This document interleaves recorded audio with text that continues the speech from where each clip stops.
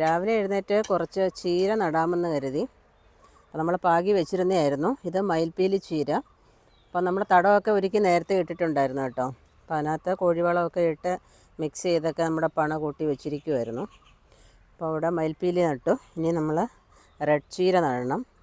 അങ്ങനെ പലതരത്തിലുള്ള ചീര ഉണ്ട് കേട്ടോ. 8 ടൈപ്പിലുള്ള ചീരയുണ്ട്. മയിൽപ്പീലി ചീര, വ്ളാത്താങ്കർ ചീര, ചെമ്പട്ട് ചീര, സുന്ദരി ചീര, പാൽച്ചീര, അങ്ങനെ പല ടൈപ്പിലുള്ളതായ ചീരകളുണ്ട്. അപ്പോൾ നമ്മൾ പല വെറൈറ്റിയൊക്കെ നടുമ്പം കാണാനും ഒരു രസം, കഴിക്കാനും ഒരു രസം.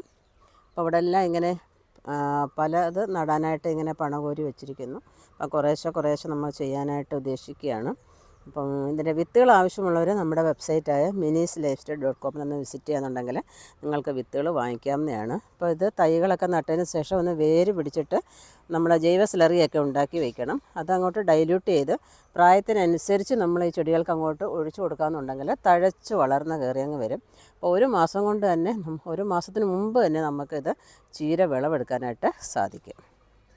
അപ്പോൾ നല്ല നല്ല ടിപ്സുകളും ട്രിക്സുകളൊക്കെ അറിയാനായിട്ട് മിനീസ് ലൈഫ് സ്റ്റൈൽ ചാനൽ സബ്സ്ക്രൈബ് ചെയ്യാൻ മറക്കരുതേ.